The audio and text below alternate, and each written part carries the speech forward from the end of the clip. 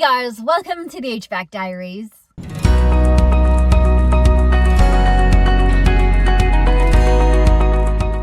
This episode of the HVAC Diaries is brought to you by New Calgon. How are you guys? Did you have a good week? Let's go right into HVAC adventures. So you're probably wondering what happened with that condenser coil from last week's vlog, the one with the big refrigerant leak. We basically gave the guy three options. We gave him the option to repair the leak. We gave him one to replace the coil only.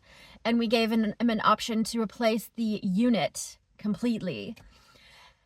And it was actually my dad who suggested that we attempt to repair the coil because of the cost of the other two.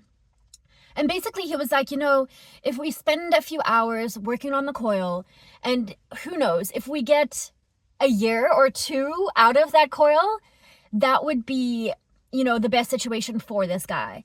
That way he can sort of budget and prepare to replace the unit completely in a year or two or three. So he doesn't have to make that decision right now. So we went and repaired that coil. The roof access is at the neighbor's place, and they cut granite countertops. This place is usually bustling with people, and they use, I don't know what they're called, but they use water to cut the stone. Super interesting to watch. Before we do anything, we are just going to confirm, double extra confirm the location of that leak with our soapy bubbles. It's right there.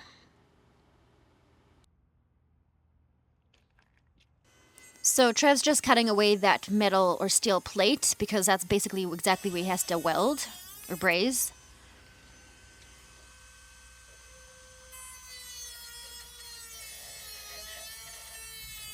And if you are watching this and you're not an HVAC, please do not try this ever, please.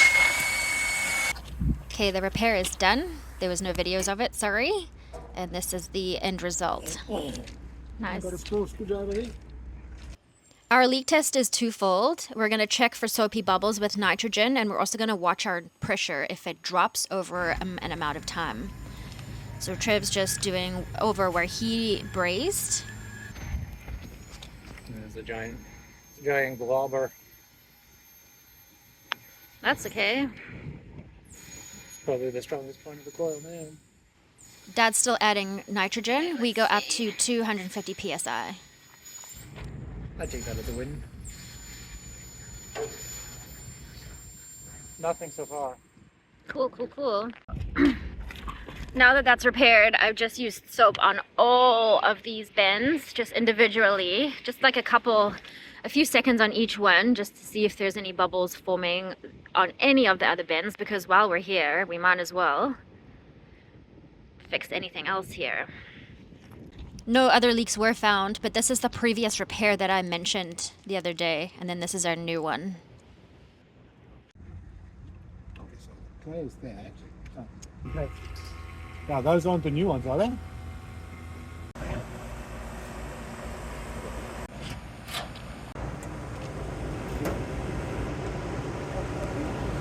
We did another fairly big job this week as well. We replaced a TXV on a walk-in cooler at a pizza place.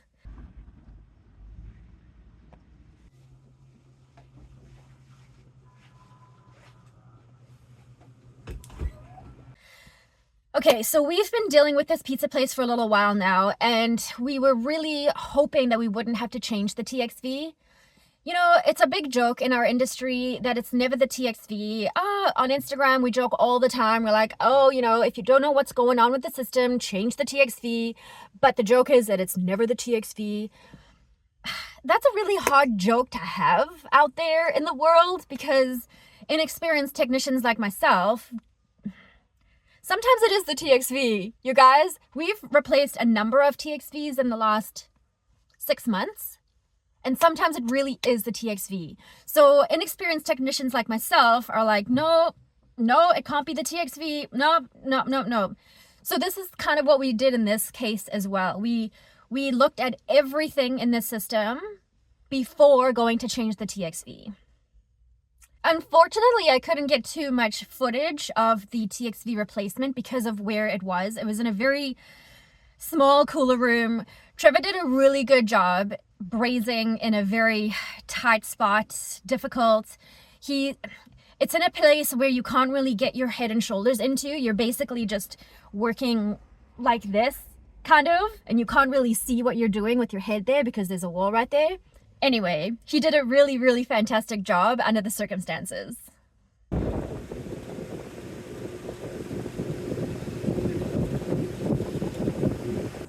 We're just pumping down the system so that all of the refrigerant is sitting in the outdoor unit, in the compressor, the receiver, or the condenser, so that we can open up the system downstairs and braze on the inside and not have to recover all of the refrigerant. So this is our new TXV. I think these things are so cool. It's just so fascinating to me. This feeds the right amount of refrigerant through the evaporator. We've used some heat putty to protect the distributor and nozzle, or nozzle and distributor, from the flames. Unfortunately, we don't have enough space to cut this thing out, so we're gonna swedge it out.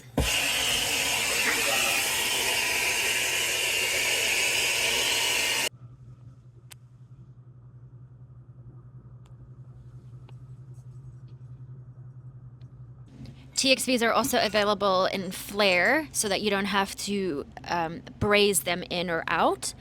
You just have to use a couple of wrenches on a flare nut.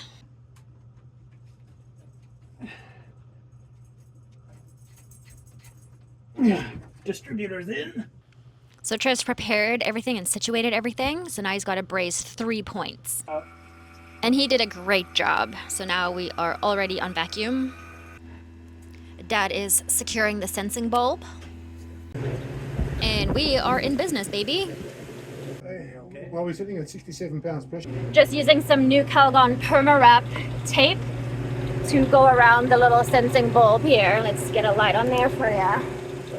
I just keep wrapping and wrapping and wrapping.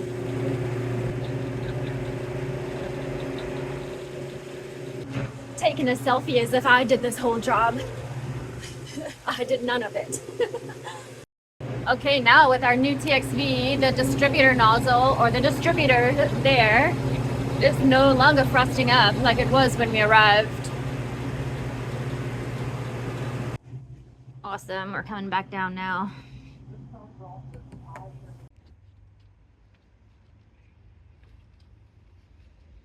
The three of us did a filter change at that mosque. All right, so there's 4 units up here. Dad and Trevor are gonna check that one. I'm gonna do this one.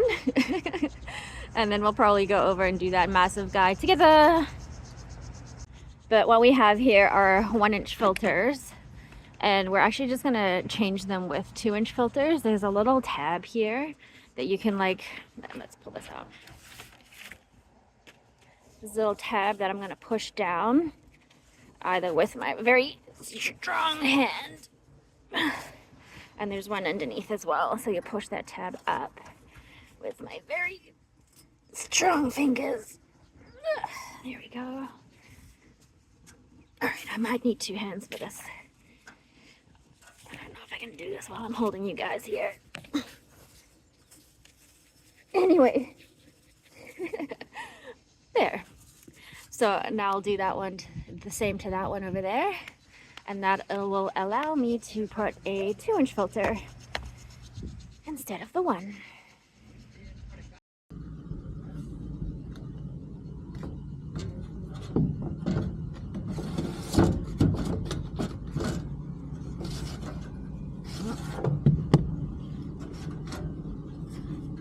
Missed the tab on the top.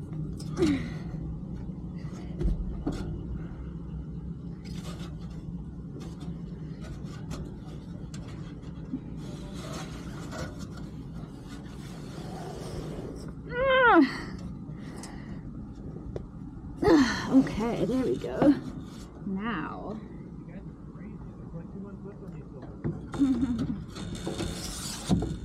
Hey, now half got the last one, but then my little thumbs. 4 thumbs. Okay, cool. Thanks, thanks, strong thumb. To be fair, It's Yeah. squished my. It hurts. Let's see what these look like.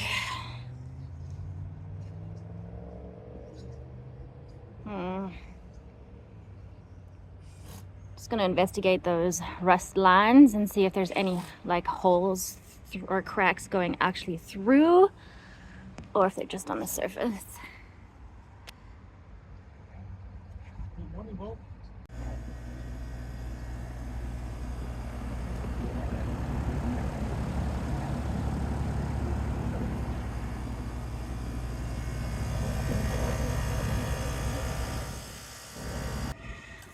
Testing the heating sequence. Oh, burners.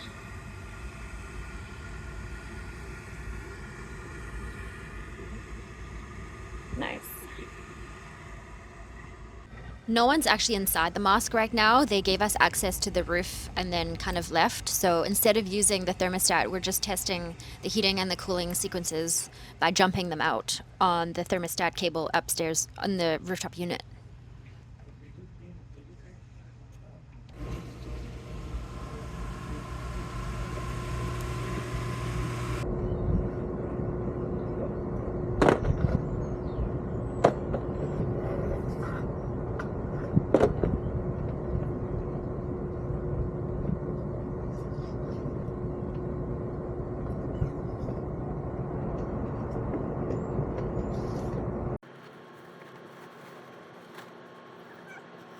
Trev checked this heat exchanger without me, and he put the panel on before I could even realize that he was doing that.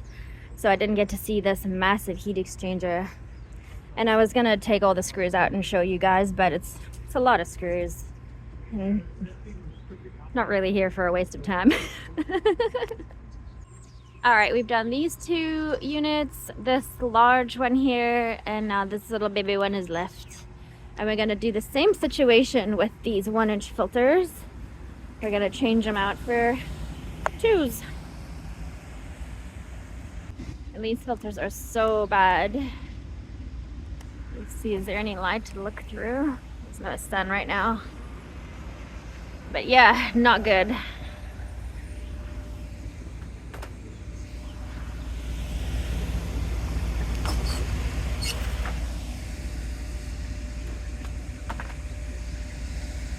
Okay, now that my thumbs have had the workout they never thought they would have, should be able to slide this nicely. Perfect. This heat exchanger is in slightly worse condition than the other one, but it still doesn't have any cracks or holes through the actual metal. It's just starting to look a little rusty. Let's take a closer look.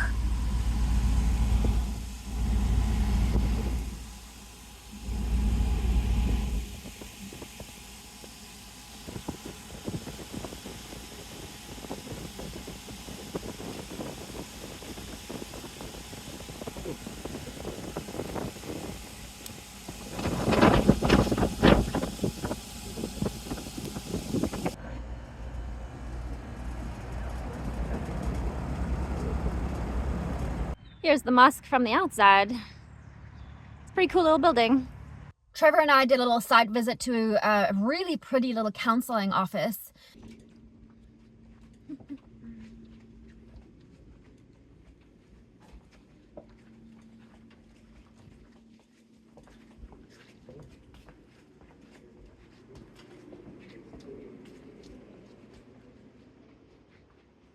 So they've recently renovated their office. In fact, I think I've spoken about them in the past, like recently in a vlog. They're the counseling office that moved from one side into the other side. So they've renovated this whole office space and they've moved in now. And so now because they've got all these different offices that weren't there before, she's like, I just need some air balancing because at the very end of the office, they're getting really hot and stifly. And at the beginning, they're getting too much. If it's cooling or if it's too much heating, they're getting too much and they're not getting enough. So Trevor and I popped our heads into all the ceiling spaces there, and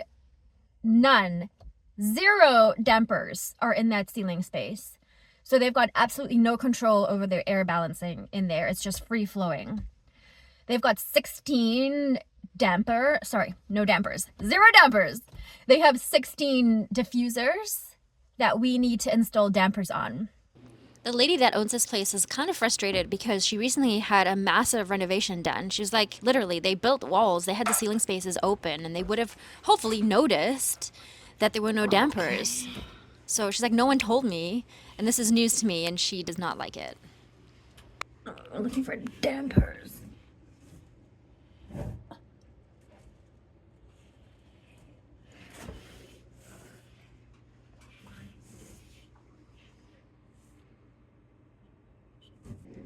So there's no dampers in either of these rooms. All of the ducts just seem to be like flexible ducts straight from the plenum onto the actual diffuser. There's no adjustments.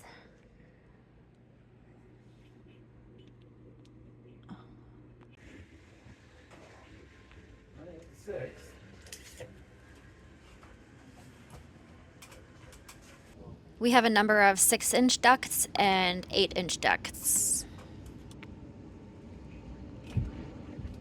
So we decided to install dampers on every single one of those, all 16, even though she only wants certain ones adjusted. Because in the future, if she ever wants the other ones adjusted, we're just going to do a one and done situation. We'll go in, put all the dampers in, and then be done for the future. Another option we've been thinking about, instead of dampers, because I've got all flexible duct there, we're going to have to like add hard ducts. Anyway, another option could be, and we haven't quite looked into this just yet, but replacing the diffusers themselves. Sometimes you have those ceiling mounted diffusers and they have an adjustment, like you can open or close them right on the diffuser itself. So we're trying to decide, or we're trying to figure out what's more cost effective for them, installing dampers on each one or replacing the diffusers on each one. Stay tuned, we'll find out. One of our catering truck companies called us and they were like, hey, so last weekend we had a massive flood here in Vancouver. Parts of our city were just literally underwater. And so where he's like in a little yard. And so where his trucks are, it was under like, I don't know, 2 feet of water. He said the water was pooling up to his truck doors. In the rainstorm we had last week, he was saying that the water level was up to his truck door through this entire yard. Anyway, so he's got this little like container shed thing where he's got an ice. Does he have an ice machine in there? Anyway, he's got this little reach-in freezer. He's like, I don't know if it survived the flood. Can you guys just come take a look at it, do a little once over and see, what it's looking like? So unfortunately for him, all of the electrical components on that thing are fried. They're completely fried. Brown and green flood water. Gross. Oh, you want this way? That's better, I think. Anyway, because there's a drop of water.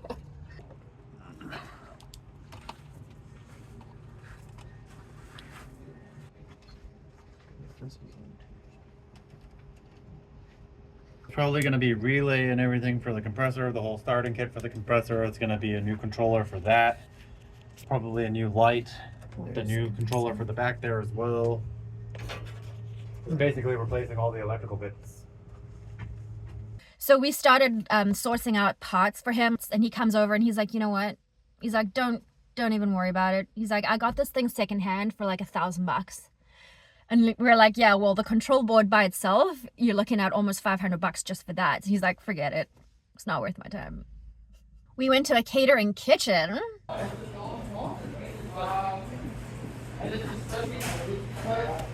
Yum. I'm trying to find a leak up there.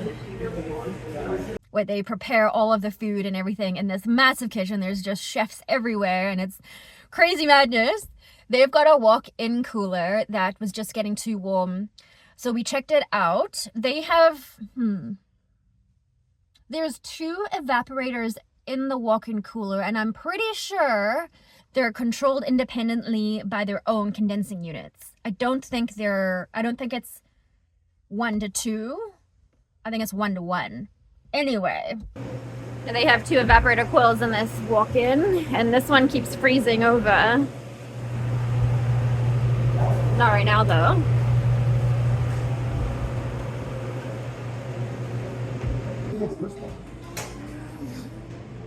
Oh, that's the fun one to work on. And that's the one that does this. I think so, yeah. anyway, so we found one of them just so slightly short on refrigerant. Couldn't find any leaks.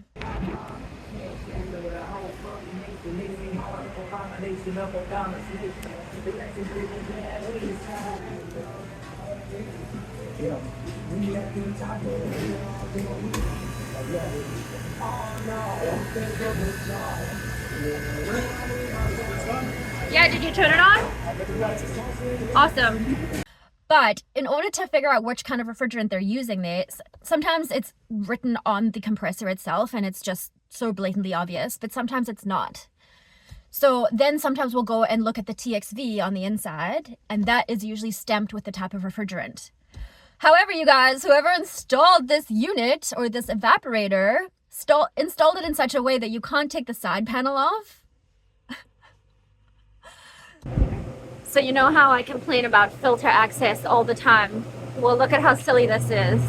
It's trying to get this side panel off, and it won't get off because it's stuck. It's too close to the side here. This needs to be at a bit of an angle to come out because there's a little lip right here.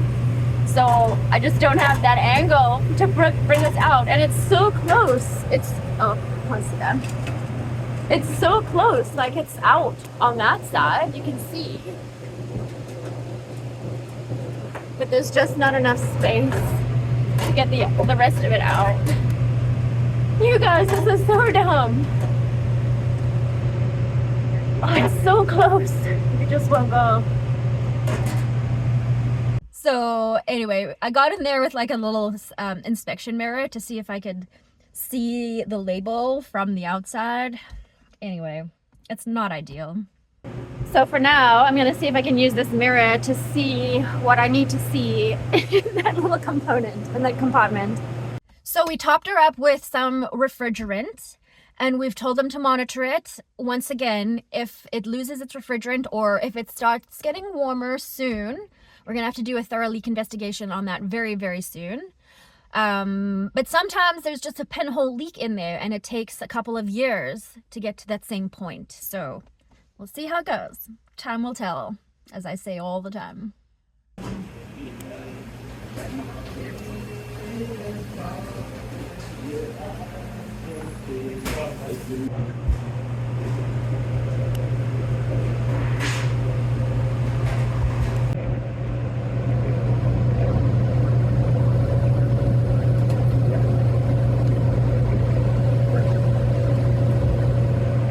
All right, all done, all back in place, and we can leave.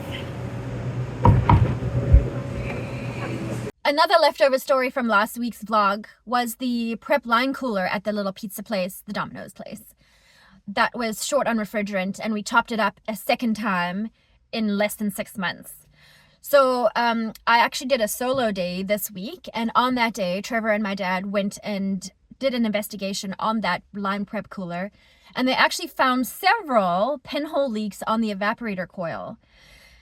Interestingly, that's where they store their tomatoes. And we've had it in the past where, like, pubs, they'll store limes or lemon wedges right beside their evaporator, and it eats the evaporator coil, or it eats the drain pan as well. It's so fascinating. These tiny, tiny little holes appear. Anyway, so that's what they had there on that evaporator. So the guy, he's going to source his own evaporator, as he has in the past. He's actually sourced his own parts before, like TXVs, and anyway, that's beside the point.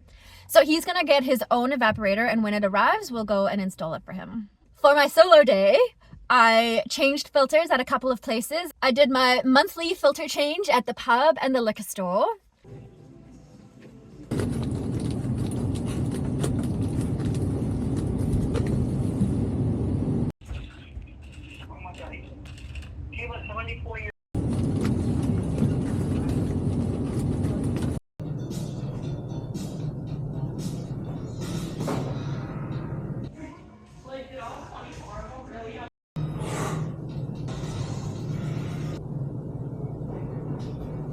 I changed filters at a few law offices in a pretty little building.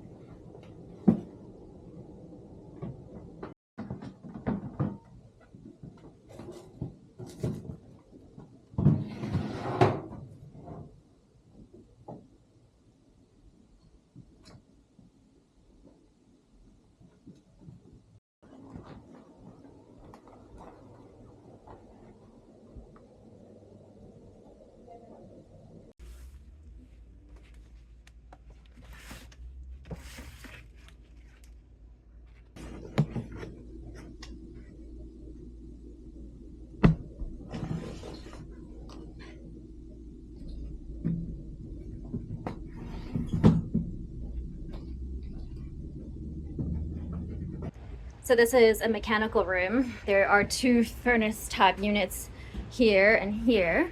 But whenever I work in this room, I always show you guys the workmanship of whoever installed these things. Like, those are line sets, just all wangling in the air, I guess. They go through up onto the roof. But yeah, like, what? Anyway.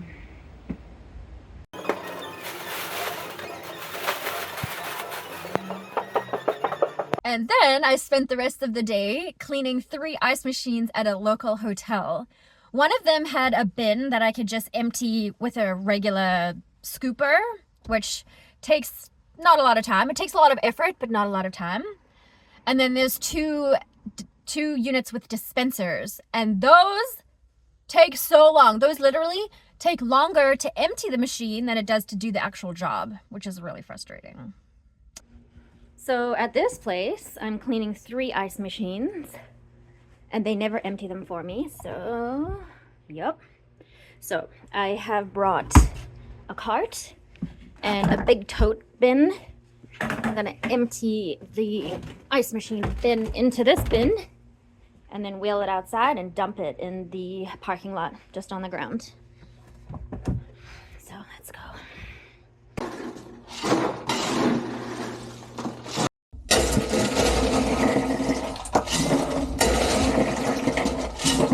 Because I record everything and watch it back, I was surprised to see that emptying this bin the first time took me 1 minute and 58 seconds.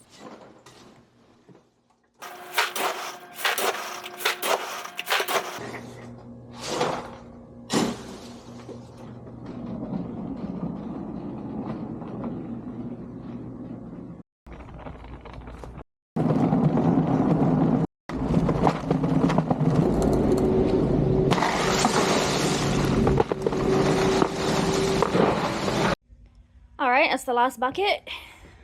We're mostly clean. Whatever is left in there will just get cleaned out when I rinse the bin out. So there you go. Now we can start the job.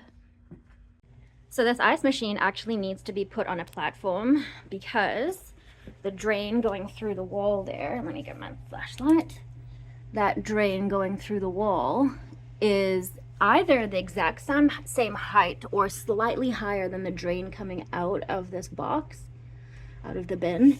So they've got a large amount of, you can't see that, they've got a large amount of condensate line coil there, and I bet that thing is just full of gross ass water because it isn't able to flow upwards. So we're gonna get a bunch of guys and get this thing on a platform so that the drain is higher than the drain line going through the wall. Okay, well, I'm not gonna lie, that was really tough. We just lifted that ice machine onto that platform there. It was me and 3 grown gentlemen just like hoofing it. But we got her done. Okay. So now this drain right there is way higher than that. And just as I suspected, when we moved that coil of pipe around, I could hear it just gushing out. So, just as I suspected there. But you know what? I actually quite like this situation a lot better because now there's that space on the side just for breathability. And also we've moved it away from the wall a bit too. So, just a bit extra, which it all helps. So yeah, done. Now I get to clean this machine. I haven't even started that job yet. I did lift that coil of tubing off the ground and put it onto the platform so that we were still flowing outwards. And I tested it numerous times. Beautiful. As always, I will be using my new Calgon ice machine cleaner for this.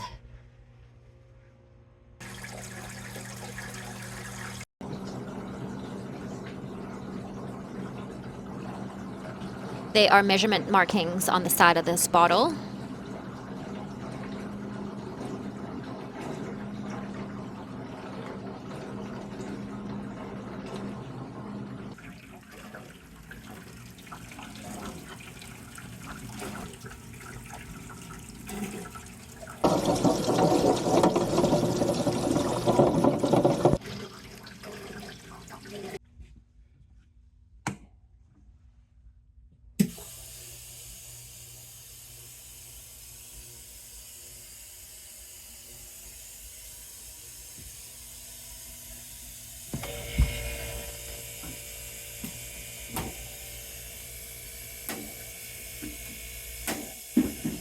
All right, 1 ice machine done. 2 more to go. Let's go.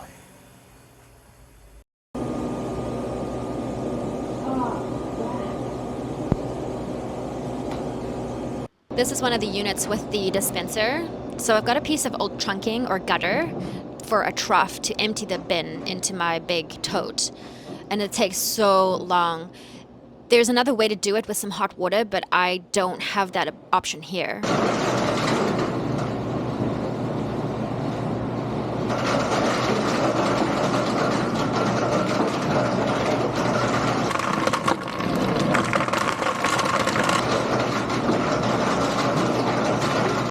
And 17 hours later, I can start my job.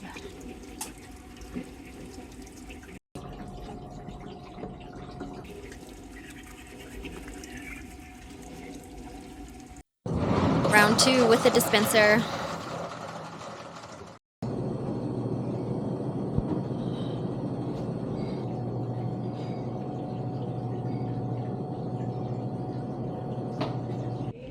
All right, 3rd ice machine is done.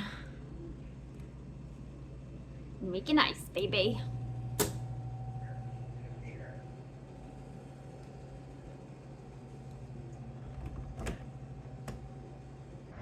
Do you guys want to see the pile of ice I made all by myself?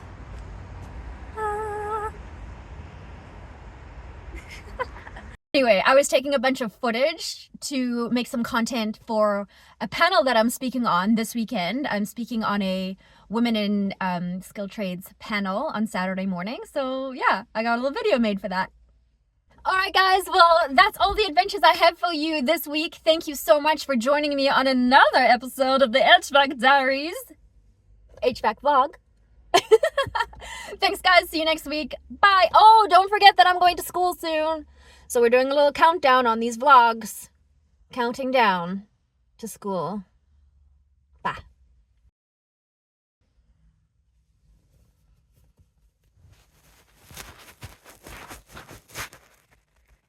So we cut away some of the metal, some of the steel brazed that copper U-bend. Why? Why is this going like that? I did my monthly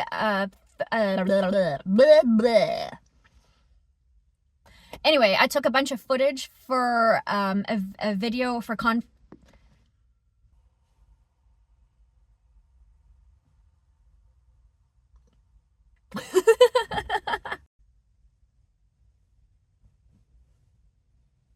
What was that weird? It's a little piece of fluff. Anyway.